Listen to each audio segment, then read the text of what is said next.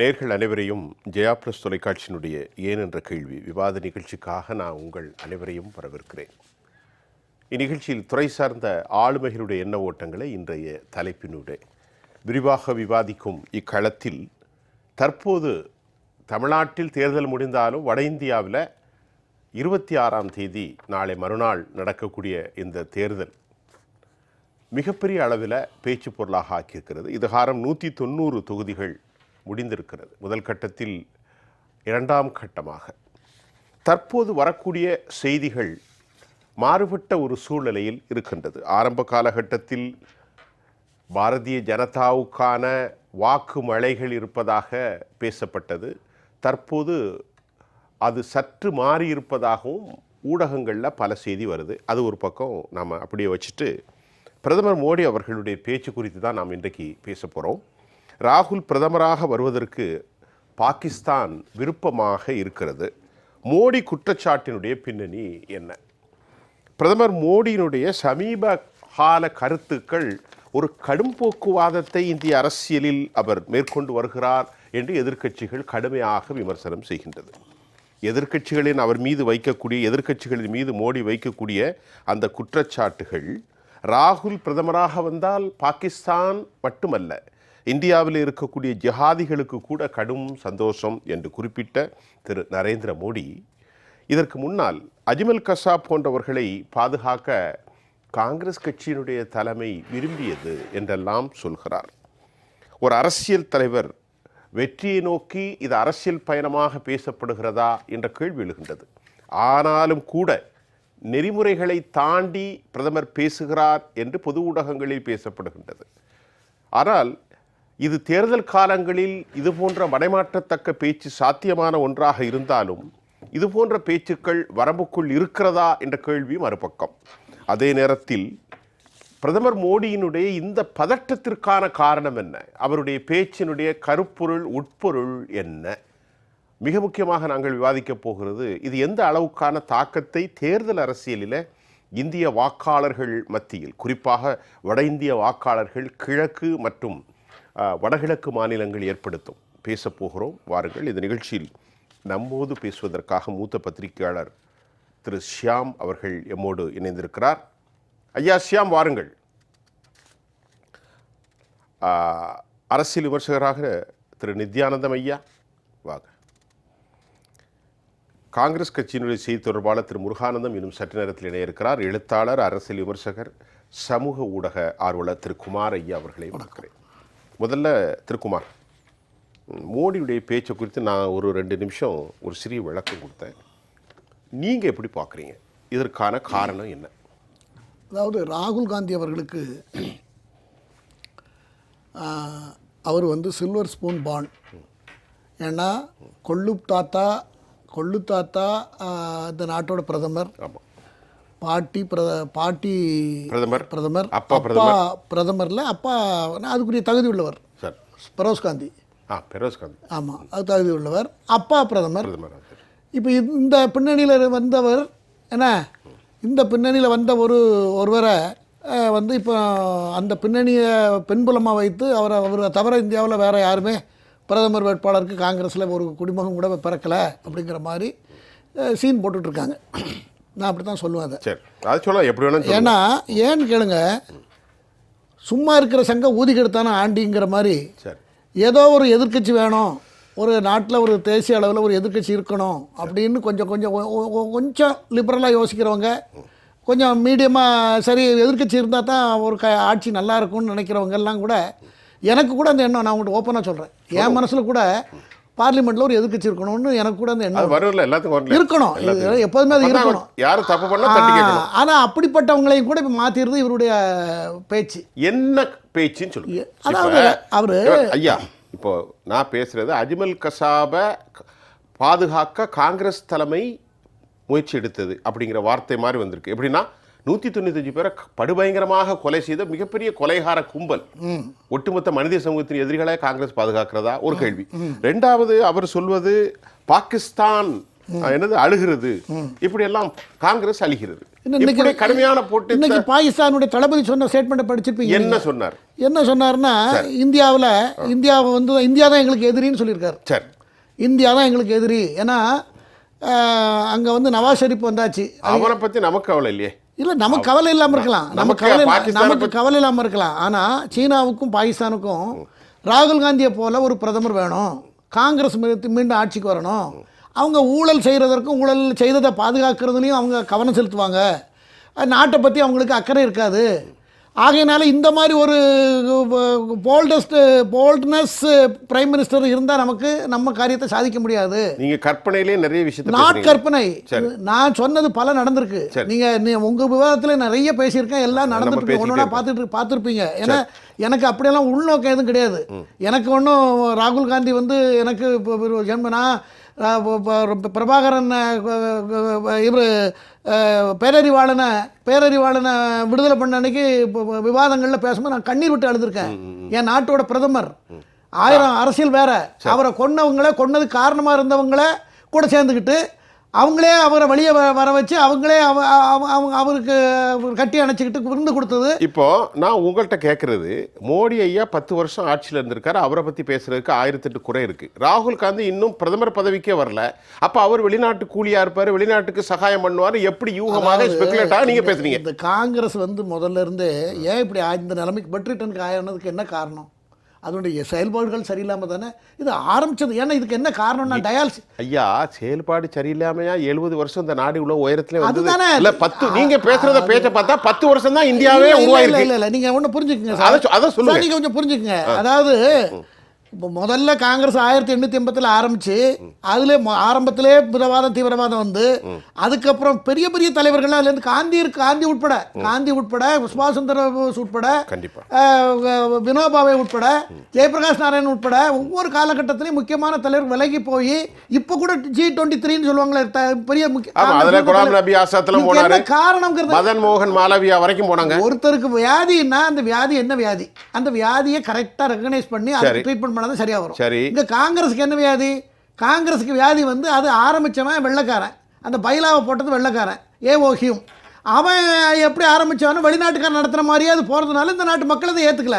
நான் என்ன கேட்கிறேன், காங்கிரஸ் ஒரு ஜனநாயகத்தினுடைய எதிர்க்கட்சி, பிரதமராக இருக்கக்கூடியவர் மோடி, இந்தியாவுடைய கான்ஸ்டியூஷன் மரபுகளுக்கு உட்பட்டு சாவரின் கண்ட்ரிக்கு உள்ளப்பட்டு நெறிமுறைகளுக்கு எத்திக்ஸாக பேசணும் ரெண்டு தரப்பும். அதை விட்டு போட்டு பாகிஸ்தானுடைய பயங்கரவாதிகளுக்கு நீங்க காரணம்னா அது எப்படி ஆதாரம் இருக்கா? Have you got an appropriate evidence? ராஜஸ்தான்ல இப்ப அவர் மோடி வந்து 3 வகையான கருத்துக்களுக்கு இப்போ ஒரே வெப்பனாக அவர் பதில் கொடுத்துருக்காரு. ஒன்று, மன்மோகன் சிங் 2006 பேசினது, நேஷனல் கவுன்சில் கூட்டத்தில் பேசினது. ரெண்டாவது, ராகுல் காந்தி இப்போ ராஜஸ்தானில் பேசினது, வயநாட்டில் பேசினது. இந்த மாதிரி எலெக்ஷன் மேனிஃபெஸ்டோவில் உள்ளது. அதாவது சொத்துக்களை பிடுங்கி ஜாதிவாரி கணக்கெடுத்து யார்கிட்ட எவ்வளோ சொத்து இருக்குது அந்த சொத்தை பிடுங்கி எல்லாத்துக்கும் பகிர்ந்து கொடுப்போம், அது பர்டிகுலர்லி இஸ்லாமியர்களுக்கு பகிர்ந்து கொடுப்போம். இப்ப இதுதான் நான் கேட்கிறேன். பேசின யாருன்னா மன்மோகன் சிங். ஆமா, மன்மோகன் சிங் ஒரு புள்ளி. இந்தியாவில் எல்லோருக்கும் கொடுப்போம், தாழ்த்தப்பட்ட மக்கள், ஒடுக்கப்பட்ட மக்கள், பிற்படுத்தப்பட்ட மக்கள், சிறுபான்மையினர், இது சாதாரணமா சொல்றது. அப்ப அது அரசியலுக்காக நீங்க சொல்றீங்கிறது எல்லாருக்கும் அது அரசியல். அதாவது சிறுபான்மையினருக்கு இந்த நாட்டில் உங்களுக்கு தெரியும், சிறுபான்மையினருக்கு இந்த நாட்டில் ஏகப்பட்ட சலுகைகள் இருக்கிறது. இந்துக்களுக்கு இல்லாத சலுகைகள் சிறுபான்மையினருக்கு இருக்கிறது. சிறுபான்மையினர் மக்கள் சாதாரண மக்கள் அண்ணன் தம்பி போல மாமா மச்சான் போல தான் பழகிட்டு இருக்காங்க. மக்கள்கிட்ட எந்த துவேஷமும் கிடையாது. இந்தியா பூரா நான் பார்த்துருக்கேன், எல்லா இடத்துலையும் மக்கள்கிட்ட துவேஷம் கிடையாது. அரசியல்வாதிகள் தங்கள் காரியத்தை சாதிப்பதற்காக மக்கள்கிட்ட ட்விஸ்ட் பண்ணி விடுறாங்க. சரி, அதனால மோடி இந்த பதில் கொடுத்துதான் ஆகணும். நடப்பது தேர்தல். எல்லாருடைய கருத்துனா மோடி ஒரு சர்வதேச அளவில் விஸ்வகுருவாக இருக்கு. நான் கேட்கிறேன், இல்ல இங்க கேளுங்க, விஸ்வகுருன்னு தன்னை டெக்ளேர் பண்ணிக்கிறார். விஸ்வகுருண்டா யாரு? சர்வதேசத்தினுடைய ஒரு அஹிம்சாவாதி. பொதுவாக தவறுகள் இருந்தாலும் அந்த விஸ்வகுரு என்ன செய்யணும்? காந்தியினுடைய படங்கள் இன்னைக்கு நெல்சன் மாண்டேலாவுடைய அறையிலும் ஒபாமாவுடைய இதுவும் வைக்க ஏன் தவறுகளை திருத்தணும். அதை விட்டு போட்டு தூண்டுதல் மாதிரி இன்டியூஸ் பண்ற மாதிரி மோடியினுடைய பேச்சு எப்படி அவருடைய பதவிக்கு சரியா இருக்கும்? 140 கோடி மக்களை கொண்ட இந்த தேசத்துல சரி அவங்கள எல்லாத்தையும் கன்வின்ஸ் பண்ணுற மாதிரி எல்லாத்தையும் குழப்பிக்கிட்டு இருக்காங்க எதிர்க்கட்சிகள். எல்லாத்துக்கும் மூளைக்கு மூளை குழப்பிக்கிட்டு இருக்காங்க. எதிர்க்கட்சி தான் குழப்பறாங்க. எதிர்க்கட்சி தான். அதாவது ராஜபுத்திர மன்னர்களை ராகுல் அவமானப்படுத்தி உள்ளார், அவருடைய குற்றச்சாட்டு. யார்? பிரதமரோட குற்றச்சாட்டு. சத்ரபதி சிவாஜியை ராணி சித்தூர் ராணியை அவமானப்படுத்தி இருக்கிறார். முகலாய மன்னர்களை ஏன் அவர் விமர்சிக்கவில்லை? வயநாட்டில் ராகுல் பாப்புலர் ஃப்ரண்ட் ஆஃப் இந்தியாவோட கூட்டணி வைத்துள்ளார். இதெல்லாம் அவருடைய குற்றச்சாட்டு. அதனால பெங்களூர் குண்டு வெடிச்சிருக்கு, பாதிப்பு ஆயிருக்கு, சிலிண்டர் வெடித்ததுன்னு காங்கிரஸ் சொல்லுது. இதெல்லாம் அவர் சொல்லியிருக்காரு. ஏன் சொல்றாருன்னா, இவங்க என்ன நினைக்கிறாங்க, சிறுபான்மையினர் ஓட்டை மொத்தமாக சிந்தாமல் நம்ம எடுத்துக்கிட்டோம்னா, இந்துக்கள் இருக்கிற இளிச்சவாயம் ஒரு குரூப் இருக்குது, இந்தியாவில் எப்பவுமே இருக்குது. ஏன்னா அவங்களுக்கு எதை பற்றி கவலைப்படாத ஒரு குரூப். ஏன்னா அவ்வளோ சுதந்திரம் கொடுத்துருக்கு, அந்த மதமும் கொடுத்துருக்கு, அவங்களுடைய வாழ்வியல் முறை அப்படி தான் சொல்லியிருக்கு. அதனால் அரசியல் வேற பார்ப்பாங்க, மதத்தை வேற பார்ப்பாங்க. ஒவ்வொருத்தருக்கும் ஒரு ஒப்பீனியன் இருக்கும். அந்த ஒப்பீனியனை யாரும் தடுக்க முடியாது. இப்போ பாருங்கள், பிஜேபியில் சுப்பிரமணிய சாமியை விட நிர்மலா சீதாராமன் ஹஸ்பண்டை விட வேற யாரும் எதிரி வேணுமா? அவங்க கருத்து எதிரி அது எதுக்கு நான் சொல்றேன், பிரபாகரன் வந்து ஒரு Economist, he has a right person. எதுக்காக யாராவது அவங்கள கண்டிச்சு அறிக்கை விட்டுருக்காங்களா? அது ஏன் அறிக்கணும்? அவருடைய ரைட். இந்த சுதந்திரம் இருக்கு, இந்த சுதந்திரம் தான் இந்தியாவில் இருக்கு. இந்த சுதந்திரம் இருக்கிறதுனால இது வேற எங்கேயாவது ஒரு இஸ்லாமிய அமைப்புல யாராவது இப்படி பேசியிருந்தாங்கன்னா அப்பவே. இப்ப நீங்க என்ன சொல்றீங்க, எல்லா இந்துக்களும் மோடிக்கு ஆதரவா பேசணுங்கிறீங்க. இப்ப நான் உங்கள்கிட்ட கேட்கிறேன், பிரகலாத் பிரபாகரும் டாக்டர் சுப்பிரமணிய சாமியும் மோடி எடுத்து கருத்து வைக்கிறதுல என்ன மத ரீதியா பாதிப்பு? நான் கேட்கறேன், கரெக்டா சொல்லுங்க. எல்லாரும் பார்த்து, பிரகலாத் பிரபாகர் என்ன இந்து தத்துவத்துக்கு எதிராக பேசுறாரு? ஒரு தன்னுடைய மனைவி இந்த நாட்டினுடைய நிதியமைச்சர், சரி, அவர் வாழ்நாள்ல நினைச்சு பார்த்து நல்ல உயர்ந்த மனைவியை நேசிக்கிற, மனைவி மேலே பற்று வச்சிருக்கிற, மனைவிக்கு சம அந்தஸ்து கொடுக்குற ஒரு படித்தவர் இப்படி யாராவது பேசுவாங்களா? எதையாவது பேசுவாங்களா? அதாவது ஒன்று மனைவியை அவருடைய இதை பயன்படுத்தி அந்த பதவியிலேருந்து இறக்கியிருக்கணும். இல்லைன்னா மனைவி அங்கே இருக்கு நிதியமைச்சராக இருக்காங்க, பச்சையாக பேசுகிறாரு, அப்படி ஒரு மனிதரை அலோவ் பண்ணிக்கிட்டு இருக்காங்கன்னா அதான் பூரண சுதந்திரங்கிறது. சுதந்திரம் இந்த நாட்டில் சுதந்திரம் கிடைச்சிருக்குன்னா ரெண்டு பேருக்கு தான் மெயினாக கிடைச்சிருக்கு. சுப்பிரமணிய சாமிக்கும் நிர்மலா சீதாராமனுடைய கருத்து தான் கிடைச்சிருக்கு. பூரண சுதந்திரத்தை அனுபவிச்சுக்கிட்டு அவங்க இருந்த கட்சியிலேயே அவங்க மனைவி நிதியமைச்சராக இருந்துகிட்டு இருக்காங்க, ரெண்டு பேரும் பேசிட்டு இருக்காங்க, அதை அலோவ் பண்ணிட்டு இருக்காங்க. நான் ஒரு விஷயத்த கேட்குறேன், மனைவி இப்போ இந்த நான் தவறாக சொல்லலை, ஒரு இடத்துல மோடி விட்டுருங்க, பொதுவான கேள்வி, மனைவியோ அல்லது கணவனோ தவறான ஒரு சிந்தனை ஒரு கொள்கையில் இருக்காங்கன்னு வைங்களேன், அப்போ கணவனோ மனைவியோ அதை விமர்சிப்பது எப்படி ஒரு மாறுபட்ட சிந்தனை நினைக்கிறீங்க? ஒரு நாட்டில் 142 கோடி மக்கள் உள்ள நாட்டில் 303 எம்பிக்கள் தேர்ந்தெடுத்து ஒரு ஆட்சி அமைத்து அந்த ஆட்சியில் அவங்க நிதியமைச்சராக முக்கியமான பொறுப்பில் இருந்து ஒரு பெண்மணியாக இருந்து இதுவரைக்கும் அவங்க கொடுக்குற புள்ளி விவரங்கள் மற்ற எல்லா விஷயமும் சரியாக இருந்திருக்கிறது. சுப்பிரமணிய சாமியை தவிர இந்த ரெண்டு பேரை தவிர வேற யாரும் அதை பற்றி பேசுறது இல்லை. இந்த ரெண்டு பேரும் தான் அப்படி பண்ணிட்டு இருக்காங்க. ஏன்னா முந்தா நாள் உலக வங்கியினுடைய தலைவர் என்ன சொல்லியிருக்காரு, இந்தியா வந்து விடிவெள்ளி, உலகத்துக்கு விடிவெள்ளி, இந்தியாவுடைய பொருளாதாரம் வளர்ந்த பொருளாதாரம். IMF இன்டர்நேஷனல் மானிட்டரி ஃபண்டோட தலைவரும் அதே போல பேசுறாரு. அடுத்த இந்தியாவை வந்து வல்லரசு நாடா ஆகக்கூடிய சூழல் உருவாகி இருக்கிறது, அதை யாராலும் தடுக்க முடியாதுன்னு சொல்லியிருக்காங்க. இப்ப எப்படி நான் கேட்கிறேன், இந்தியாங்கிறது வந்து இன்னைக்கு மோடி வர்றதோ திரு குமார் வர்றதோ திரு சுஃபியான் வர்றதோடு இந்தியா நிற்கிறது. It has been taken long time, ஒரு நீண்ட காலம். நாங்கள் வருவோம் மாறுவோம், ஆனால் இந்தியா எப்படி வரும்? அனைவரையும் ஒன்றிணைத்து அனைவருக்கான சலுகைகளை வழங்கி விட்டு கொடுத்து சென்றால்தான் இந்தியாவுடைய சிறப்பு. ஆனால் வாக்குக்காக நீங்கள் பிரிக்கின்ற போது இந்தியா எப்படி இருக்கும்? நடப்பது தேர்தல், மக்கள் வந்து ஓட்டு போடணும், இது கரெக்ட். அதிகாரம் இப்ப அதிகாரத்தை இந்த ஆட்சி 10 ஆண்டு நடந்திருக்கிறதே, இந்த ஆட்சி நடந்தது சரிதானா? இந்த ஆட்சியால் இந்த நாட்டுக்கு முன்னேற்றம் வந்திருக்கிறதா? இந்த ஆட்சி தொடருமா? இவரே நம்ம திரும்ப அலோவ் பண்ணலாமா, இல்லை வேற ஆளை போடலாமாங்கிற கேள்விக்குறி அப்படிங்கிற டெஸ்ட் எடுக்கிற ஒரு இடம் தான் இப்போ தேர்தல். இந்த தேர்தலில் கண்டவங்கெல்லாம் நிறைவேற்ற முடியாத தீர்மானங்கள் எல்லாம் போட்டுக்கிட்டு நான் 1 லட்சம் ரூபா கொடுப்பேன், நலிந்த பெண்களுக்கு 1 லட்சம் ரூபா கொடுப்பேன், நான் கொடுப்பேன்னு நான் கேட்கறேன். சொல்லுங்க, நீங்க 2 கோடி கொடுத்தீங்க, 10 வருஷம் 20 கோடி கொடுத்தீங்களா? வேலை வாய்ப்பு கொடுத்தீங்களா? நான் கேட்கிறேன் சார். வேலை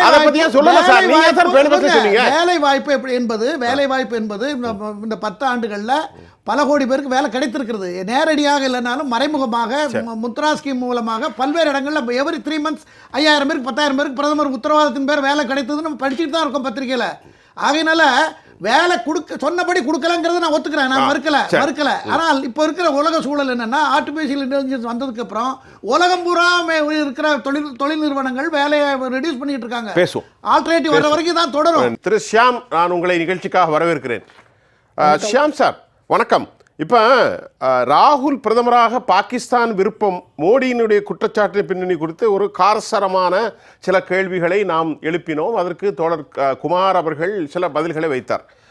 தற்போதைய நிலையில் ஒரு தனிமனித தாக்குதலாக அல்லது ஒரு கட்சியினுடைய கொள்கை ரீதியான தாக்குதல்கள் நடந்து கொண்டிருக்கிறது. 190 தொகுதிகள் முடிந்த பின்பு மோடி அவர்களுடைய பேச்சில் இது ஒரு மாறுபட்ட கருத்துன்னு பல பேர் உங்களை போன்ற பத்திரிகையாளர்கள் வைத்திருக்கிறார்கள். இதுவரை மோடியின் பேச்சை நான் கவனித்து வந்த அளவில் இன்றைக்கு அவர் ஒரு கருத்தை சொல்லியிருக்கிறார். அந்த கருத்தை நான் வாசிக்கின்றேன். ஊடகங்கள் இன்று கணித்து கொண்டு இருக்கிறார்கள். மோடி அவர்களுடைய மேற்கு வங்கத்தில் பேசின இன்றைய காலை பேசியது நினைக்கின்றேன். ஊடகங்கள் இன்று கணித்து கொண்டே இருக்கிறார்கள். நமக்கு அந்த கருத்து கணிப்பெல்லாம் தேவையில்லை, முடிவுகள் தெளிவாக உள்ளது. பயத்தில் தான் அவர்கள் ரேபரேலிக்கும் அங்கும் இங்கும் ஓடி இருக்கிறார். வெற்றி பெற நாட்டை பிளவுபடுத்த அவர் போட்டியிடுகிறார். இது ஒரு கேள்வியை எடுத்துக்கிட்டு உங்களுடைய கருத்தை வைங்க திரு ஷியாம்.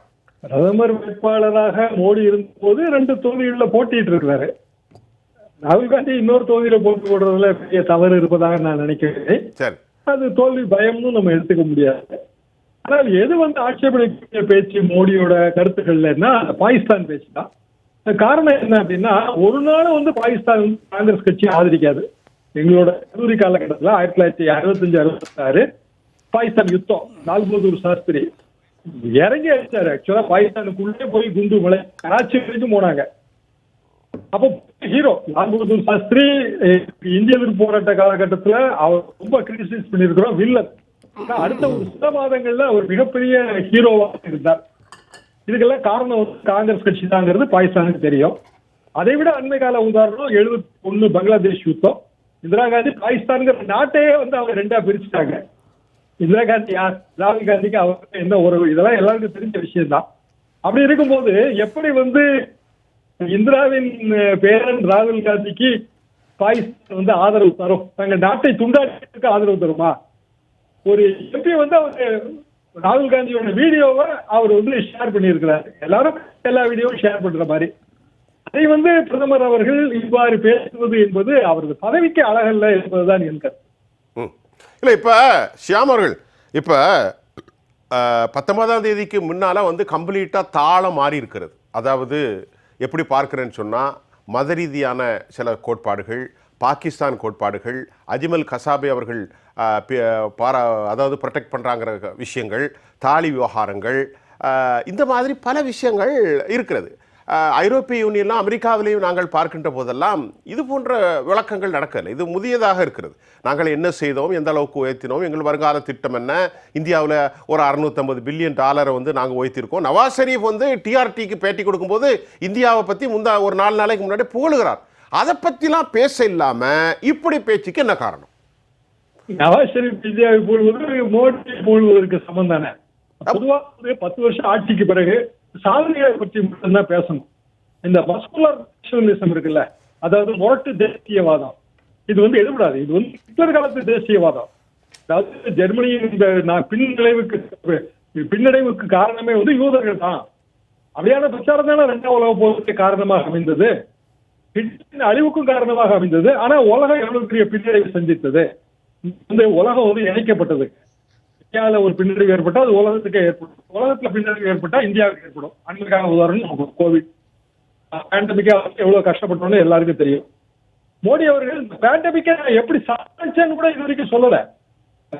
பாரத் அப்புறம் விஷன் 2047 இதெல்லாம் நீங்க குறிப்பிட்ட 19ஆம் தேதிக்கு முன்னாடி வரைக்கும் தான் களத்துல இருந்தது. இப்ப அது களத்திலே இல்லை.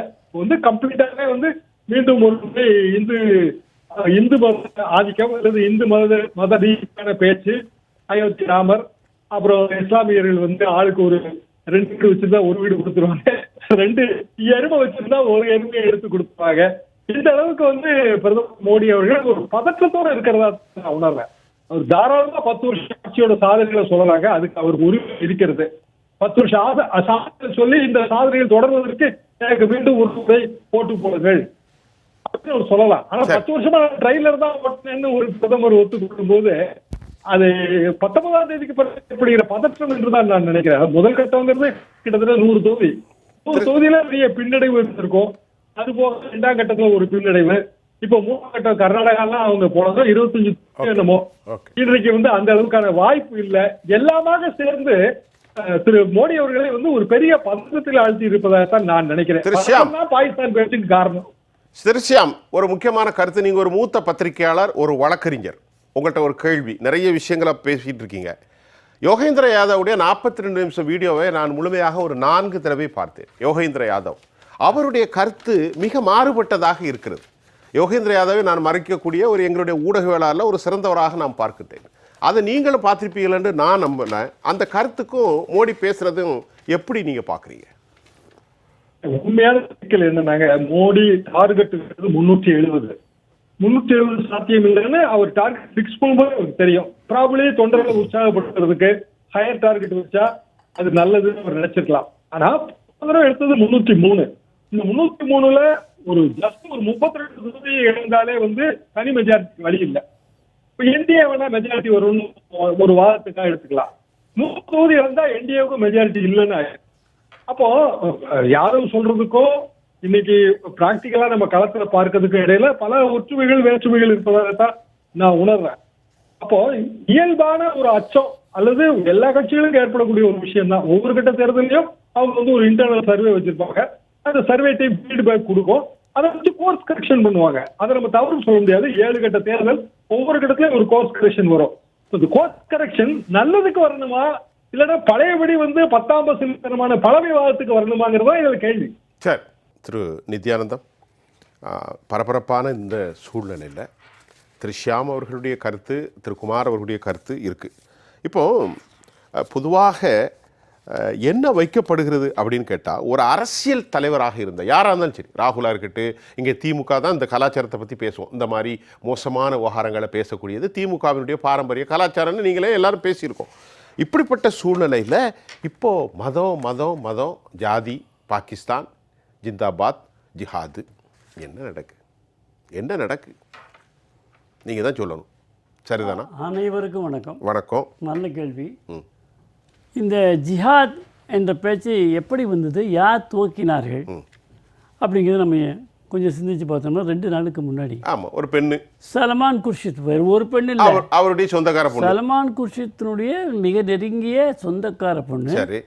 அந்த பெண்ணு தன்னுடைய பரப்புரையில் ஓட் ஜிஹாத் நடத்தணும். சரி, அதுக்கும் ராகுல் காந்தி என்ன சம்பந்தம்? இருங்க, அவங்க எஸ்பியோட கேண்டிடேட்டை சப்போர்ட் பண்ணி பேசினாங்க. சரி, ஆக ஓட் ஜிஹாத் அப்படின்னா, ஜிஹாத்னா என்னன்னு நமக்கு தெரியும் எல்லாருக்குமே. ஆமாம், லவ் ஜிஹாத் விடுங்க. ஜிஹாத் என்றாலே ஒரு போர் என்றுதான் பொருள். அப்படி நீங்க சொல்றீங்க. அல்ல, அதுதான் குரான்லையும் சொல்லியிருக்கு. ஏற்றுக்கொள்ளாதவர்கள் மீது வேற ஒரு டாபிக் வச்சுக்கிடும். ஆமாம், அது குரான்ல சொன்னாதான் ஆலிம்ஷா அந்த இவர் இமாம கொண்டு வச்சு தான் பேசணும். அவர் தானே தெரியும். ஆமாம், அதனால புனித போர் ஏற்றுக்கொள்ளாதவற்றை நாம் ஜிஹாத் மூலம் அழிக்க வேண்டும். அப்படிதான் அதனோட கருத்து. சரி, பொதுவாக சொன்னால் ஜிஹாத் என்பது ஒரு போர். சரி, அப்போது ஓட்டு போர் என்பது இதுவரை பயன்படுத்தாத அந்த ஜிஹாத் என்ற வார்த்தை, அதாவது ஏன் பயன்படுத்தினார்கள், அதற்காகத்தான் மோடி அவர்கள் கேட்கிறார்.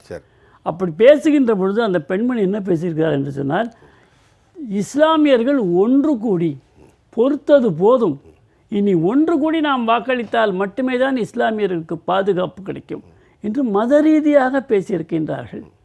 அப்போ மத ரீதியாக பேசுகின்ற பேச்சுக்கு மத ரீதியாக பதில் சொல்லவில்லை என்று சொன்னால் மோடி வாஜ்பாய் ஆகிவிடுவார்.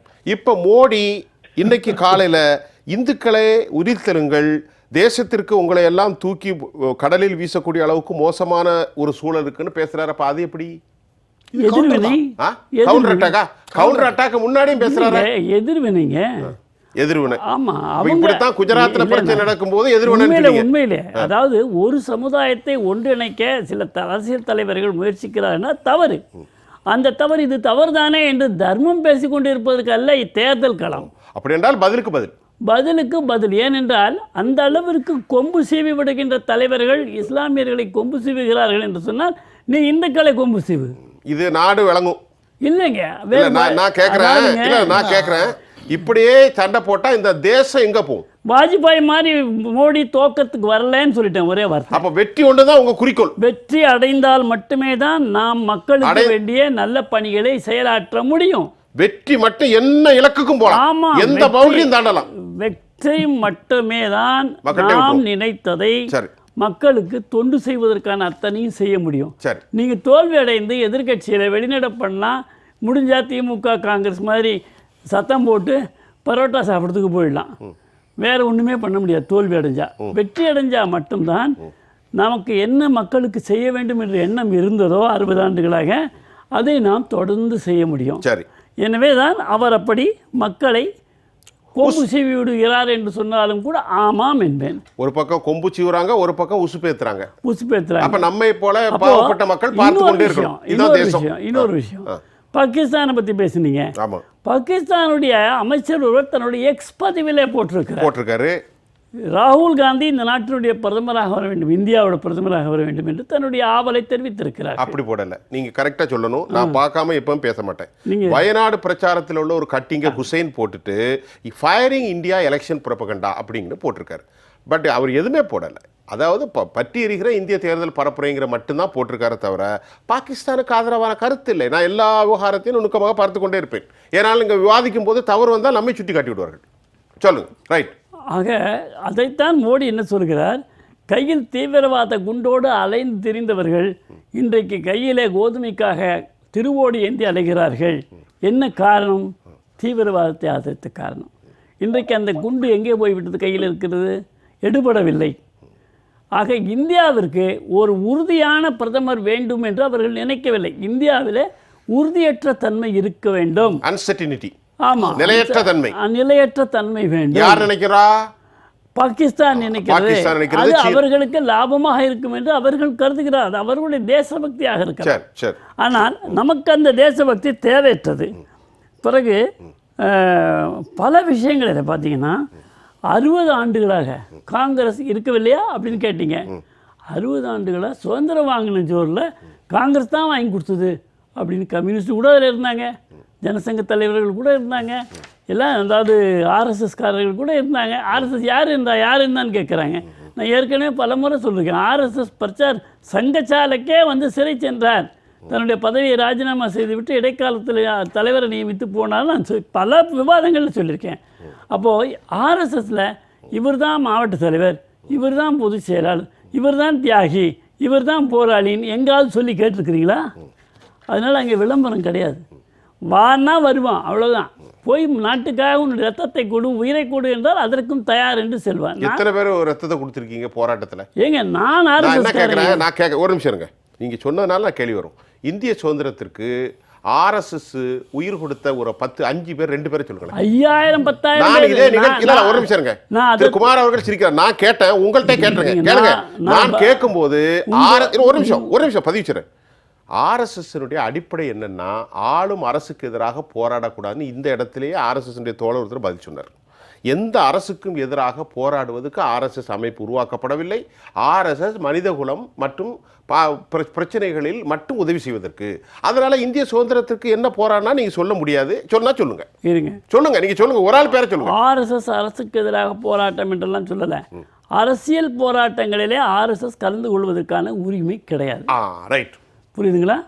ஆர்எஸ்எஸ்ல அதான் நான் உங்களுடைய கேள்விக்கான பதிலை முன்னாடியே சொல்லிட்டேன். அதனால் சுதந்திர போராட்டத்தில் அவர்கள் பங்கு பெறவில்லை. இருங்க, நான் இதுக்கான பதிலை முன்னாடியே உங்களுக்கு குறிப்போடு சொல்லியிருக்கேன். ஆர்எஸ்எஸ்ல மாவட்ட தலைவர் யார், தொகுதி தலைவர் யார், யாருக்கும் தெரியாது. அப்போ போய் உயிர் கொடுத்தவனுடைய பேரை அவங்க பட்டியல் போட்டுட்டு விளம்பரம் பண்ணிட்டு இருப்பாங்களா? அப்படி ஒரு கதை கேட்கிறேன் நான் உங்களுக்கு. குமார் சார், அதனால சொல்றது உயிர் கொடுத்தவர்களுடைய பேரை விளம்பரம் செய்வதற்காக தேசத்திற்காக உயிர் பேர் கொடுக்க மாட்டோம். இன்றைக்கு கோவா நம்மோடு இணைந்திருக்கிறது என்று சொன்னால் அதற்காக போராடியவர்கள் யார்? இதே ஆர்எஸ்எஸ் தானே கோவா சத்தியாகிரம் செய்தது, பாத யாத்திரை செய்தது. காஷ்மீர்ல இன்றைக்கு 2 கோடி இருக்கக்கூடாது, 2 பிரதமர் கூடாது என்று ஷியாம பிரசாத் முகர்ஜி சிறையிலே அங்கே உயிரை விட்டாரு. 1954 உயிரை விட்டாரு ஷியாம் பிரசாத் முகர்ஜி. நான் சொல்றேன், இதெல்லாம் இருக்கு. ரைட், பேசுவோம். திரு ஒரு நிமிஷம் ஷியாம் அவர்களே, உங்கள்கிட்ட ஒரு நினைவு ஷியாம் அவர்களுக்கு ஒரு நினைவு. இருங்க வந்துடுறேன். தமிழ்நாட்டுல 2வது இடத்துக்கு பாஜக வரும், ஜாகிரதையா இருங்க. சொல்லியிருக்கிறதும் ஞாபகம். ஷியாம் சார், இப்ப நான் கேட்ட கேள்விகள் அவருடைய பதிலெல்லாம் நீங்க கிளியரா புரிந்து கொண்டிருப்பீங்க. நீங்க இப்ப பதில் சொல்லுங்க. எந்த மாதிரி ஒரு சூழல் இருக்கிறது இப்ப இந்த பேச்சு இப்படியே போய்கிட்டு இருக்கு வரம்பு மீறி. ஆனா அவர் என்ன சொல்றாரு, தேர்தல்னா வெற்றி தான்பா, வெற்றியை தாண்டி எதுவும் அல்ல, அதிகாரம் இல்லாமல் சாதிக்க முடியாது, எந்த எல்லைக்கும் எப்படியும் தாண்டலாம். இது என்ன ஒரு ஜனநாயகம்? எதிர்கட்சியாக இருந்தும் மக்களுக்கு பணியாற்றலாம், அது பணியாற்றக்கூடாதுன்னு ஒண்ணும் இல்லை. அதாவது நம்ம மேண்டேட்டே 5 வருஷம் தான். நீங்க 5 வருஷத்துல ஒரு டார்கெட் பண்ணி அதை நிறைவேற்றணும். 2 மேண்டேட் கொடுத்துருக்கோம், 5 10 வருஷம். அப்ப 10 வருஷமா ட்ரெயிலர் தான் ஓட்டி இருக்கீங்க. அது பிரதமர் தானே அதை ஒத்துக்கிறாரு, ட்ரெயிலர் தான் ஓட்டி இருக்காரு, எதுவுமே நடக்கலன்னு அர்த்தம். ட்ரெயிலர் எப்படி முழுப்படமாகும்? அப்ப பிரதமரே செல்ஃப் அட்மிஷன், நான் எதுவுமே செய்யலைங்க 10 வருஷமா, இன்னொரு வாய்ப்பு கொடுங்க. ஏழு கொடுக்கணும். 10 வருஷமா எதுவுமே செய்யாதவங்களுக்கு இன்னொரு வாய்ப்பு கொடுப்பீங்களா? ஒரு வேலையாளர் நம்ம நியமிக்கிறோம், அவர் வேலையே பார்க்கல, இனிமேல் தாங்க நான் வேலை பார்க்க சொல்றாரு, வேலை பார்க்கல, குடிப்பீங்களா? நடக்கல. சொல்லுங்க ஷியாம் சார். அப்போ இயல்பாக இந்த நாட்டுல வறுமை கோட்டு கீழே வாழ்றவங்களோட எண்ணிக்கை எங்க அதிகமா இருக்குன்னு பார்த்தா கிட்டத்தட்ட பிஜேபி ஆளுகிற மாநிலங்கள்ல தான். பீகார், ஏன் குஜராத் முன்னேறிய மாநிலம் சொல்றோம், அங்கேயே வறுமை கோட்டு கீழே தான் இருக்கிறாங்க. இன்னைக்கும் நம்ம இலவச ரேஷன் பொருளை எக்ஸ்டெண்ட் பண்ணியிருக்கோம். அப்ப என்ன அர்த்தம்? ஏழைகள் இன்னும் இருக்கிறாங்கன்னு தான் அர்த்தம். 2 எருவு மாடு வச்சிருக்கவங்க ஒரு எருவு மாடை நீங்க புடுங்க போறோம்னு சொல்றீங்க, அதெல்லாம் சாத்தியமா? 2 எருவு மாடை எங்க வீட்டுல கட்டிருக்காங்க. நாளை காலையில காங்கிரஸ்காரங்க ஒரு எருமையை அவுத்து ஓட்டிட்டு போய் ஏத்தாப்புல இருக்கிற பாய்ச்சை கொடுத்துருவாங்களா? என்ன பைத்தியக்காரத்தனமா பேசுறாங்க? அப்போ தேர்தல்ல எப்படி சொல்றதா வெற்றி அடையலாம் அப்படின்னா அப்படியே எருமை ஆடுன்னு போயிட்டே இருக்க வேண்டியதா? எங்க போய் முடியும் நாடு? It's a modern nation. நவீன உலகத்துல வாழ்றோம். நம்ம இன்டர்நெட் மூலமா எல்லாமே பணப்பரிமாற்றத்துல இருந்து எல்லாமே செய்யறோம். டிஜிட்டல் இந்தியா எருமை இந்தியா எல்லாம் மாதிரி இருக்கு. சொல்லுங்க சார். இயல்பாக நம்ம என்ன எதிர்பார்க்கிறோம் திரு நரேந்திர மோடி அவர்கள்? அவர் என்ன செஞ்சாரு, என்ன சாதனைகள், இந்த சாதனைகள் தொடரணும், போட்டு கொடுங்க. காங்கிரஸ் கட்சியை தோல்விட்டோம், அது நமக்கு என்ன காரணம் இருக்கு? நாங்களே காங்கிரஸ் எதிர்ப்பாளர்கள் தான் 67ல. அதை பத்தி நமக்கு பாயிண்டே இல்லைங்க. ஆனால் பிரதமருக்குன்னு ஒரு கண்ணியத்தை எல்லாருமே எதிர்பார்க்கிறாங்க. பிரதமர் என்ன விஸ்வ குரு, உலகத்துல அவர் டெலிபோன் போட்டு சொன்னாலே உக்ரைன்காரன் போற நிறுத்திடுவான், இஸ்ரேல்காரன் உடனே போற நிறுத்திடுவான்னு சொல்றாங்க. ஆனா இங்க லோக்கலா ஒரு மஸ்குலர் நேஷனலிசம் அவ்வளவு பேசுறவரு இங்க இன்னைக்கு காலையில மினிஸ்ட்ரி ஆஃப் எக்ஸ்டர்னல் அஃபேர்ஸ் அறிக்கையை பாக்குற, நீங்க எப்படிங்க பிஓகேல பாகிஸ்தான் ஆக்குபைடு காஷ்மீர்ல நீங்க எப்படி ரோடு போடலாம்னு காட்டிட்டு இருக்காங்க. அவர் ரோடு போட ஆரம்பிச்சு பல மாசம் ஆயிடுச்சுங்க. சீனாக்கார ரோடு போட ஆரம்பிச்சு பல மாசம் ஆயிடுச்சு. அருணாச்சல பிரதேசத்துல புதுசா அவங்க சீர பேரையும் சூட்டி வரைபடமே வெளியிட்டாச்சு. அப்பெல்லாம் மிகப்பெரிய பாதுகாப்பு மோடியே. அப்ப எல்லா ஃப்ரெண்ட்ஸையும் ஃபெயிலியர் தானங்க, பாதுகாப்பு உட்பட. சரி, இப்ப நான் என்ன கேட்கிறேன்னா, ஆரம்பத்துல பிரதமர் அவர்கள் தமிழ்நாட்டில் பேசும்போது மோடி கேரண்டியை பத்தி பேசினார். நீங்க சொன்ன மாதிரி இந்தியாவுடைய பொருளாதாரத்தில் எந்த ரெசெஷன் வந்த நிலை இல்லை. இந்திய பொருளாதாரம் தாழ்வாக இருந்தாலும் ஓரளவுக்கு மீடியம் லெவலில் இருக்க $650 பில்லியன் கையிருப்பு இருக்கிறது. அதே சமயம் இன்ஃப்ளேஷன் ரெசெஷன் இல்லாத சூழ்நிலையில் நமக்கு சில விஷயங்கள் இன்ஃப்ளேஷன் இண்டிகேஷன்ல இருக்கு. ஆனால் யோகேந்திர யாதவ் போன்றவர்கள் வேலையின்மையும் மற்ற விவகாரங்களும் மக்கள் சாமானியவர்களிடத்தில் நான் சாயா குடித்து கொண்டிருக்க போது உத்தரப்பிரதேசத்தில் அதிகமாக பேசினேன் என்று சொல்வேன். ஆனால் இன்றைக்கு ஊடகங்கள் சில கணிப்புகளை குறித்து நான் கேட்பதை விட மோடி அவர்கள் என்ன பேசியிருக்கிறார்கள்டா, அந்த கணிப்பெல்லாம் தள்ளிவிடுங்கள், நமக்கு அந்த கருத்து கணிப்பு தேவையில்லை, முடிவு தெளிவாக இருக்கிறது என்கிறார். அப்படி என்றால் அவர்களுக்குள் சில குழப்பம் வந்திருக்கிறதா முடிவுகளை குறித்து? நீங்க எப்படி பாக்குறீங்க? கருத்து கணிப்பு ஒரு தலைவர் நம்பணும்னு அவசியம் இல்லைங்க. அப்படி நம்பினா தேர்தல் பிரச்சாரமே நடத்த முடியாது. திரு நரேந்திர மோடி அவர்களுக்கு அந்த உரிமை இருக்கு. அதுக்குள்ள எல்லாம் போக விரும்பல. கருத்து கணிப்பு வெளியிடுறது அந்தந்த ஊடகவியலாளர்களோட தனிப்பட்ட பார்வை. என்னோட தனிப்பட்ட பார்வை மற்றவங்களுக்கு அப்பீல் ஆகணுங்கிற அவசியம் இல்லை. ஆனால் யாதவ்ஜி சொல்றதுல அடிப்படையான விஷயம் என்னன்னா வேலையின்மை. அது நமக்கே தெரியுது. சின்ன சின்ன கிராமங்கள்ல கூட கட்டிட தொழிலாளர்களா பீகார்காரங்க வேலை பார்க்கறாங்க. நாகப்பட்டினத்துக்கு போங்க, மீன்பிடி படகுல 12 பேருக்கு 9 பேர் வட மாநிலத்தை சேர்ந்தவர்கள். நீங்க கன்னியாகுமரிக்கு போங்க, முட்டமோதிக்கு போங்க, மீன்பிடி படகுல இதே ரேஷியோல தான் இருக்கிறாங்க. அப்ப மீன்பிடி தொழில இருந்து கட்டட தொழில இருந்து விவசாயம் வரைக்கும் வட இந்தியர்கள் அங்கிருந்து இங்க வராங்க. அவ்வளவு போவாங்க. நீங்க சலூனுக்கு போங்க, சலூனுக்கு போனீங்கன்னா உங்களுக்கு முடி வெட்டி விடுறவர் யாருன்னு பாருங்க. எல்லாமே வட மாநிலத்துல இருந்து தான் வராங்க. அப்பனா அங்க வேலை இல்ல, அவங்களுக்கு வறுமை அதிகமா இருக்குன்னு தானே. யாராவது சொந்த ஊரை விட்டுட்டு வருவாங்களா? அப்ப சொந்த ஊரை விட்டு வரதே எவ்வளவு பெரிய வலிங்கிறது நம்ம எல்லாருக்குமே தெரியுங்க. நம்ம சொந்த ஊரை விட்டுட்டு தானங்க மெட்ராஸ்க்கு வந்தோம். ஏன் அங்க வாய்ப்பு இல்லைன்னு இங்க வர்றோம். அப்ப எங்கேயோ பீகார்ல இருந்து சத்தீஸ்கர்ல இருந்து வாய்ப்பே இல்லாம வறுமையின் பிடியில கோர பிடியில சிக்கி தவிச்சு இங்க வேலைக்கு வராங்க, கேரளாக்கு வேலைக்கு வராங்க. அப்புறம் எப்படி இது சொர்க்க பூமியா மோடி அவர்கள் பார்த்துட்டாரு? அதைத்தானே யோகேந்திர யாதவ் சுட்டி காட்டுறாரு. திரு முருகானந்தம் காங்கிரஸ் கட்சியின் சார்பில் எம்மோடு இணைகின்றார். திரு முருகானந்தம், இன்றைய தலைப்பில் நாமல் எடுத்துக்கொண்டது ராகுல் பிரதமராக பாகிஸ்தான் விருப்பம் என்று பேசிக் கொண்டிருக்கிறோம். இந்த பேச்சுக்கான காரணத்தை நீங்கள் காங்கிரஸ் கட்சியின் சார்பில் எப்படி எதிர்கொள்ளப் போகிறீர்கள், எப்படி எதிர்பார்க்கிறீர்கள்? இல்லை, நான் முதல்ல என்னோட தரப்பை சம்மரைஸ் பண்ணிடுறேன். அதாவது கந்தகார் விமான கடத்தல் யாருடைய ஆட்சியில் நடந்தது? பாரதிய ஜனதா ஆட்சியில் நடந்தது. அந்த கந்தகார் விமான கடத்தலுக்கு காரணமான அவங்க கேட்ட அந்த பணைய கைதிகளாக கேட்ட தீவிரவாதிகளை ராணுவ விமானத்துல கொண்டுட்டு போய் ஆப்கானிஸ்தான்ல ஒப்படைச்சிட்டு வந்தது யாருடைய அரசு? வாஜ்பாய் அவருடைய அரசு. பாராளுமன்றத்தின் மீதான தாக்குதல் யாருடைய ஆட்சியில் நடந்தது? வாஜ்பாயுடைய ஆட்சியில. அந்த கார்கில் ஊடுருவல் யாருடைய ஆட்சியில் நடந்தது? வாஜ்பாயுடைய ஆட்சியில. அந்த கார்கில் தாக்குதலுக்கு பின்னால், கார்கில் ஊடுருவலுக்கு பின்னால் பாகிஸ்தானோடு எந்த விதமான ராஜ்ய உறவையும் பராமரிக்கிறது இல்ல, அவங்களுடைய நாட்டுக்கு போறதில்லை அப்படின்னு எடுத்த முடிவை 10 ஆண்டு காலம் வாஜ்பாயும் சரி, வாஜ்பாய்க்கு பின்னாடி வந்த மன்மோகன் சிங் 10 ஆண்டு காலம் அதை அப்படியே கடைபிடித்தார். இத்தனைக்கும் மன்மோகன் சிங் அவர்கள் பிறந்த ஊர் பாகிஸ்தான்ல இருக்கு, லாகூர். ஆனா அவர் சொந்த ஊருக்கு கூட போக இன்றைக்கு வரைக்கும் பிரதமர் ஆனதுக்கு பின்னாடி போக கிடையாது. பிரதமர் மோடி பதவி ஏற்றுக்கிட்டதுக்கு பின்னாடி போன முதல் வெளிநாட்டு பயணம் எது சார்? உங்களை கேட்கிறேன். பாகிஸ்தானுக்கு போனாரு. நவாஸ் ஷெரீப் பொண்டாட்டிக்கு புடவை வாங்கிட்டு போன பிரதமர் அமைச்சர் யாரு சார்? நரேந்திர மோடி. நவாப் ஷெரீப் வீட்டுல போய் பிரியாணி தின்னுட்டு வந்த பிரதமர் யாரு சார்? நரேந்திர மோடி. அப்படிப்பட்ட நரேந்திர மோடி இன்னைக்கு வெக்கம் இல்லாம பாகிஸ்தானோடு 2 முறை சண்டையிட்டு ஓட விரட்டி அன்னை இந்திரா காந்தி, பங்களாதேஷ தனியா பிரிச்சு கொடுத்த அன்னை இந்திரா காந்தி, தீவிரவாதத்துக்காக தன்னுடைய குடும்பத்துல 2 உயிர்களை தியாகம் செய்த குடும்பம் நேருடைய குடும்பம். பாரதிய ஜனதாக்காரனுடைய வீட்டு நாய் கூட இந்த நாட்டுக்காக செத்தது கிடையாது. மோடியோட வீட்டுல இருக்கிற நாய் கூட இந்த நாட்டுக்காக செத்து இருக்காது. ஆனா யார் சார் நாக்குல நரம்பு இல்லாம யாரை பத்தி பேசுறதுன்னு ஒரு விவஸ்தை வேணும் அந்த நாட்டுல. இன்றைக்கு இடஒதுக்கீடு பத்தி பேசுறாரு. வெள்ளக்காரன் பீரியட்ல இருந்த சீக்கியர்களுக்கும் முகமதியர்களுக்கும் இருந்த தனி தொகுதி இடஒதுக்கீட்டை சுதந்திரம் பெற்று அரசமைப்பு சட்ட விவாதத்துல அதை நீக்கிவிட்டு பட்டியலின மக்களுக்கு மட்டும் இடஒதுக்கீட்டை தனி தொகுதிகளை தக்க வைத்தது காங்கிரஸ் கட்சி. ஒன்று. ரெண்டாவது இடஒதுக்கீட்டுக்கான பிற்படுத்தப்பட்ட மக்களுக்கான இடஒதுக்கீட்டு வேண்டும் என்ற குரல் எழுந்த போது அதற்கு மரியாதை அளித்து அதற்காக முதல் அரசியல் சாசன சட்ட திருத்தத்தை செய்தது பண்டித ஜவஹர்லால் நேரு அவர்கள்.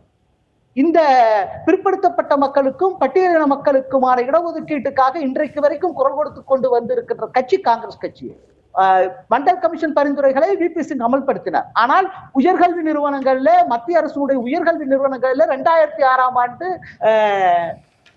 மண்டல் கமிஷன் பரிந்துரைகளை பின்பற்றி 26% இடஒதுக்கீட்டுக்காக தனிச்சட்டம் இயற்றி அந்த ஒதுக்கீட்டை தந்தது காங்கிரஸ் கட்சி, ஐக்கிய முற்போக்கு கூட்டணியுடைய அரசு. அப்படிப்பட்ட ஒரு அரசுக்கு அப்படிப்பட்ட ஒரு பாரம்பரியம் கொண்ட கட்சிக்கு இடஒதுக்கீட்டோடும் இந்தியாவுடைய பட்டியலின மக்கள் மற்றும் பிற்படுத்தப்பட்ட மக்களுடைய வாழ்வுரிமையோடும் தன்னை பிணைத்துக் கொண்டிருக்கிற கட்சி. இன்னைக்கு என்ன சொல்றோம்? இந்திரா சகானி வழக்குல 50% இடஒதுக்கீடுங்கிற ஒரு விஷயம் அந்த சீலிங் இருந்தது. இப்போ நீங்க இடபிள்யூஎஸ் கொண்டுட்டு வந்ததுக்கு பின்னாடி அந்த சீலிங் கேள்விக்குறியாயிருது. இப்போ நாம முழுமையான இடஒதுக்கீட்டை மறுபரிசீலனை செய்ய வேண்டியது இருக்கிறது. அதற்காக எல்லா சாதிவாரி கணக்கெடுப்பை நடத்தி எல்லா சமூகங்களுக்கும் அவர்களுக்குரிய பிரதிநிதித்துவத்தை ஆட்சியிலும் அதிகாரத்திலும் கல்வியிலும் வேலை வாய்ப்பிலும் வழங்க வேண்டிய காலகட்டம் வந்திருக்குங்கிறதுக்காக நாங்க அதை தேர்தல் வாக்குறுதியாக சொல்லி இருக்கிறோம். அந்த தேர்தல் வாக்குறுதி எடுத்துக்கிட்டு பாதிக்கணும். நீ எதுக்கு தினம் பாகிஸ்தான் பின்னாடி போற, தினம் எதுக்கு இதுக்கு பின்னாடி போற? சைனாக்காரன் வீடு கட்டிட்டு இருக்கிற அருணாச்சல் பிரதேசலையும் லடாக்ல மிகப்பெரிய போராட்டத்தை சோனம் வாச்சுங் நடத்திட்டு இருக்காரு. மிக நீண்ட உண்ணாவிரதம் ஒன்றை நடத்தி இருக்காரு அவரு. பனியிலையும் குளிர்லையும் அதுக்கெல்லாம் வந்து செவிசாய்க்காத ஒரு அரசாங்கம் மத்தியில நீங்க நடத்தி கொண்டு இருக்கிற அரசாங்கம். அப்படி சீனாக்காரனுக்கு பம்பிக்கிட்டு பாகிஸ்தான் கிட்ட மட்டும் சவால் விடக்கூடிய ஒரு ஒரு வீராதி வீரர் இந்த மோடி, செத்தவாம் படிக்கிற வீரன் இருந்தாலும் இவருக்கு என்ன தகுதி இருக்குது காங்கிரஸ் பத்தி பேசுறதுக்கு, ராகுல் காந்தியை பத்தி? முருகானந்தம், நீங்க இணைப்புல இருங்க, நீங்க உங்களுடைய நிறைய கருத்து. அதாவது நண்பர் முருகானந்தம் வாயில வந்ததெல்லாம் வாரி கொட்டினாரு. சரி, நான் வந்து அவருக்கு 2 செய்தியை சொல்ல விருப்பப்படுறேன். உலக நாட்டுகளில் 16 நாட்டுக்கு மேற்பட்ட நாட்டுகளில் நம்ம நாட்டுக்கு வெளிநாட்டில் இருந்த சதிகளை முறியடிச்சு அங்கே அவங்கள சம்காரம் செஞ்சிருக்கு இந்த அரசு. சரி, அத முதல்ல அவருக்கு படித்து பார்த்து நீங்க குறுக்கிடாதீங்க. பேசும்போது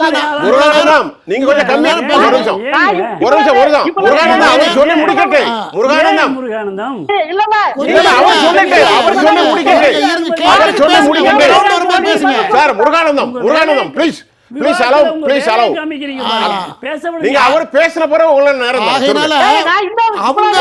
கொஞ்சம் இருங்க. உங்க நீங்க பேசும்போது பேசுங்க சார். நீங்க சொல்லுங்க சார். நீங்க பேசும்போது நீங்க பேசுங்க. ஐயா குமார், நீங்க சொல்லுங்க. அதாவது எதிரியே அவன் கொகையில போய் அவனை சந்திச்சு சம்காரம் பண்ணிருக்கு சார் இப்ப இந்த அரசு. இன்னொரு சம்பவத்தை சொல்றேன். இன்னொரு சர்ஜிக்கல் ஸ்ட்ரைக் எப்படி நடந்தது? சர்ஜிக்கல் ஸ்ட்ரைக்ல புல்வாமா சர்ஜிக்கல் ஸ்ட்ரைக் அங்க போய் அபிநந்தனை எப்படி அபிநந்தன் அன்னைக்கு அந்த சம்பவம் அன்னைக்கு என்ன நடந்தது? சொல்லப்பட்டது ஒழுங்கா அபிநந்தனை உயிரோட ஒப்படைக்கவில்லை என்றால் பாகிஸ்தான் நாடு வரைபடத்தில் இருக்காது என்ற வார்னிங் கொடுக்கப்பட்டது. அப்படித்தான் அன்னைக்கு அவர் விட்டாங்க. அது நடந்தது. இப்போ உக்ரைன் சார் என்ன சார் பேசுறாரு? அவர் பேச எப்படி கேட்கும்? பப்ளிக் எப்படி கேட்கும்? பப்ளிக் எப்படி கேட்கும்? முருகானந்தம் கொஞ்சம் ப்ளீஸ். இதுதான் அவங்க தருமாரா? ப்ளீஸ் தருமாரா? உங்களை எதுக்கு உங்களை காரணமே நீங்க தான். உங்களை யாரும் சாதிக்க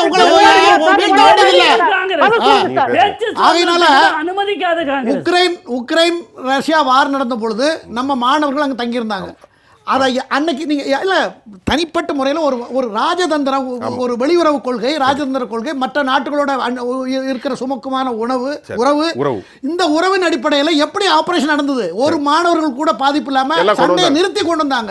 இதுக்கு என்ன? இது மூளைதான். இதுக்கு மூளையும் ராஜதந்திரமும் தான். இந்த நிலைமை இந்தியாவுக்கு இருக்கக்கூடாது என்பதுதான் பாகிஸ்தானுடைய எண்ணம். 370 தலையிடுவாங்களா? இப்போ 370 காஷ்மீருக்கு நாங்க காஷ்மீர் தீவிரவாத குழுக்களுக்கு நாங்க உதவுவோம்னு இன்னைக்கு ஓபன் ஸ்டேட்மெண்ட் பாகிஸ்தான் தலைமை நிறைய கருத்தை எடுத்துக்கிறேன். ஆகையினால நான் என்ன சொல்ல வரேன்னா, மோடியை தூட்டி வர்றதை விட்டுட்டு உங்க தப்பு பொது மன்னிப்பு கேளுங்க. 45 வருஷம் நாட்டில் ஆண்டதுக்கு நீங்க செய்த தப்புனால உங்களை மக்கள் பண்ணிட்டாங்க. நீங்க தவற ஒத்துக்கிட்டு மக்கள் சரண்டர் ஆகி புதுசா இந்த நாட்டில் உள்ள ஒருத்தர தலைவரா தேர்ந்தெடுத்து நீங்க காங்கிரஸ் ஸ்டார்ட் பண்ணுங்க. காங்கிரஸ் 20 சீட் வந்து அதிகம் சார். 20 சீட் வந்து அதிகம். ஆனா பாருங்க, படு கேவலமான அரசியல் பரப்புரை நடந்து கொண்டிருக்கிறது. கர்நாடகாவில் எடுத்துக்காட்டு குமாரசாமியுடைய மகனை பற்றி, ரேவண்ணாவை பற்றி சொல்வது. அது நடந்தது 17 குமாரசாமியும் காங்கிரஸும் கூட்டணியில் இருந்த நேரத்தில் நடந்ததாகத்தான் சொல்லுகிறார்கள். அதிலிருந்து அப்பொழுது ஆட்சியில் இருந்த காங்கிரஸ் ஒரு வேலையும் செய்யாமல் இன்றைக்கு அதை பாஜக மீது பழி போடுவது அந்த அளவுக்கு ஒரு கேவலமான பொய்யை பரப்புகின்ற ஒரு பரப்புரையாக இருக்கிறது. அதுக்கு பிறகு 2 வரி. இந்திரா காந்தி தீவிரவாதிகளால் பலியாகப்பட்டார்கள் என்று சொன்னார்கள். 2 உயிர்களை கொடுத்தார்கள் என்று சொன்னார்கள். பாராளுமன்றம் தாக்குதல் நடந்தது வாஜ்பாய் ஆட்சியில் என்று சொன்னார்கள். ஆக இந்தியாவிலேயே தாக்குதல், தீவிரவாத தாக்குதல் என்பது தொடர்ந்து நடைபெற்றுக் கொண்டிருக்கிறது என்பதற்கான ஆதாரங்களை காங்கிரஸ் வழங்கி இருக்கிறது. இப்போ இந்த விவாதத்தில் நான் என்ன கேட்கிறேன், இப்படி தொடர்ந்து தாக்குதலை வழங்குகின்ற பொழுது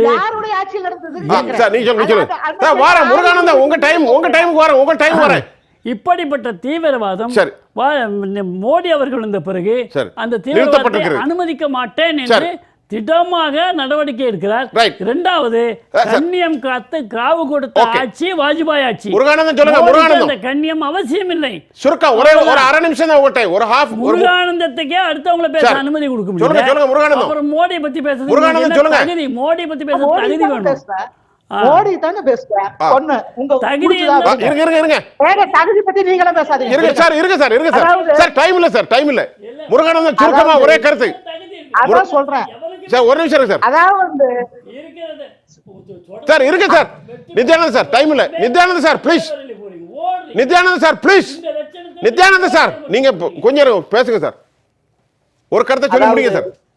அதாவது வந்து நவாப் ஷெரீப் பொண்டாட்டிக்கு வந்து புடவை வாங்கிட்டு போன ஒரு பிரதமர், அப்ப நவாப் ஷெரீப் பொண்டாட்டிக்கு புடவை வாங்கிட்டு போன ஒரு பிரதமர், நவாப் ஷெரீப் வீட்டுல பிரியாணி சாப்பிட்டு வந்த ஒரு பிரதமர், இன்னைக்கு பிரஜ்வல் ரேவண்ணாவையும் பிரஜ்பூஷன் சிங் போன்ற பாலியல் பலாத்கார குற்றவாளிகளை பாதுகாக்கக்கூடிய ஒரு பிரதமர், பாலியல் பலாத்கார குற்றவாளிகளுக்கு சீட் வழங்கி இருக்கக்கூடிய ஒரு கட்சி இன்றைக்கு பாரதிய ஜனதா கட்சி. அந்த பாரதிய ஜனதா கட்சி பிரஜ்வல் ரேவண்ணாவை வந்து பாதுகாப்பாக வெளிநாட்டுக்கு அனுப்பி வச்சுட்டு அவருக்கு வெக்கமே இல்லாம ஓட்டு கேட்டு வந்த ஒரு பிரதமர் நரேந்திர மோடி. நரேந்திர மோடி மீண்டும் வெற்றி பெற்றால் தெருவுக்கு ஒரு பிரஜ்வல் ரேவண்ணாவும் பாலியல் பலாத்காரத்துக்காக கட்சி நடத்தக்கூடிய முருகானந்தம் நிகழ்ச்சியை இதோட முருகானந்தம் ஐயா உங்களுடைய நீங்க இப்படியே பேசிக்கிட்டு இருந்தா மக்கள் யாரையும் எடுக்க மாட்டாங்க. நம்ம நிகழ்ச்சியினுடைய நிறைவுக்கு வந்துடும். நேயர்களே, இந்த நிகழ்ச்சியில இதுகாரம் ரைட். இந்த நிகழ்ச்சியில இதுவரை நம்மோடு பேசிய ஷியாம் அவர்கள், நித்யானந்தம், முருகானந்தம் மற்றும் குமார், உங்கள் அனைவருக்கும் நான் உளப்பூர்வமான நன்றி தெரிவித்துக் கொள்கிறேன். மீண்டும் மற்றொரு களத்தில் நான் உங்களை சந்திக்கின்றேன். அதுவரை உங்கள் அனைவரிடமிருந்தும் நான் உங்கள் சுஃபியான். நன்றி. மீண்டும் சந்திப்போம்.